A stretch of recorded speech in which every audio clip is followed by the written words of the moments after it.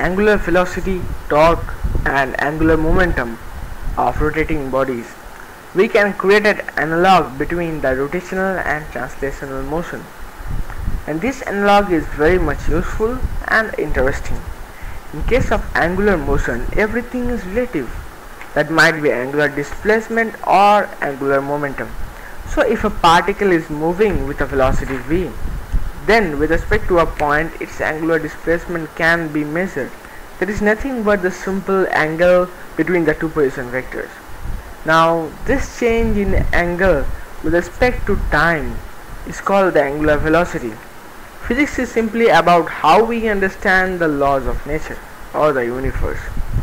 So the angular velocity has got a direction and it is perpendicular to the plane of motion. We get the direction by the corkscrew rule. Now the direction of or for anti-clockwise rotation is out of the plane, and for clockwise rotation it is into the plane. Say if I want to change the angular velocity, I would have to give some force, and as it is a vector, it would follow the vector addition and subtraction. So we name that force as torque.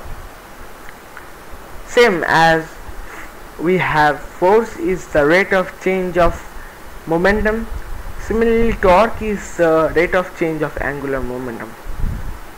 To understand what is angular momentum, we need an interesting but a short experiment.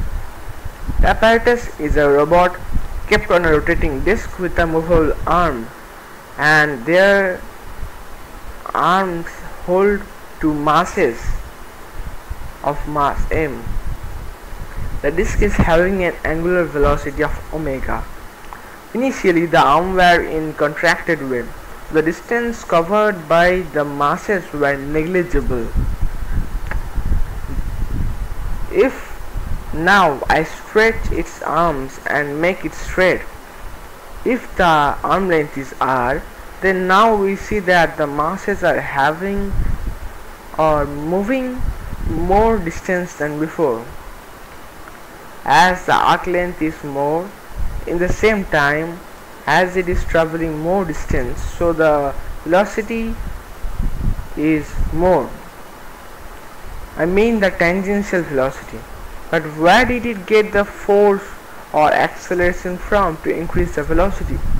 Obviously from the arms, and as the robot is attached to the floor, the disc is actually doing the work of increasing the velocity of the masses. This is simply the conservation of energy. Now, kinetic energy is half mass into velocity squared. Initially it was close to 0 or approximately 0 as the velocity was very less, but now it is some velocity v. So kinetic energy now is half mass into velocity squared, and this amount of work is being done by the rotating disc as the robot is attached. So the point at which it is attached is giving the force. The robot's hands are stiff, so they wouldn't have any vibrational energy. There is obviously some normal force from the point of contact of masses with the hand, and as the robot's hand will have a angular velocity of omega, the same as the disc actually, the masses will also have some angular velocity that is the same as omega. But as we stretch, we will see that the omega will decrease. This is because the disc is doing some work, and the work is being done in return or at the expense of the angular velocity. So the angular velocity will obviously decrease. So kinetic energy now is half mass into velocity squared. We can say this velocity v is equal to omega dash into r. Now if we place the velocity v into the kinetic energy, we get kinetic energy is equal to half mass into r squared into omega dash squared. Here we can create an analog between mass and the mr squared. We call this the I, or the moment of inertia.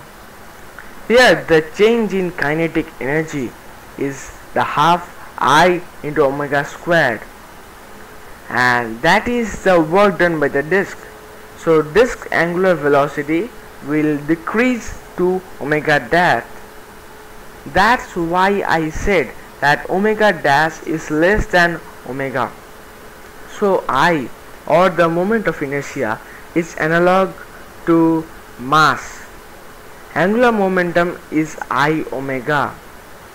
We can also say this as L is equal to I omega. So the same phenomena can be said as conservation of angular momentum, as the change in I, which in turn changes the omega. The change in I is because of the change in R actually. We can say the torque is given by the disk. So the torque is equal to rate of change of angular momentum, which is analogous to the force, which is the rate of change of momentum. So torque is equal to I into alpha, where alpha is angular acceleration.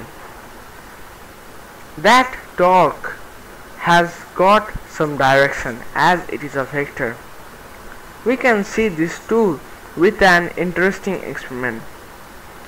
We take a wheel and suspend it at one of its edges with the help of a string. It would obviously face downward as soon as it is left. But if we rotate it first and then suspend it, by rotating I here mean rotating it along its own axis. So then it won't face downward but move circularly with the string as its axis. As angular momentum is a vector, so it cannot change without a torque in any direction, and it can only change in the direction of the torque. Here torque is actually being perpendicular to angular momentum, and it is being given by the gravity.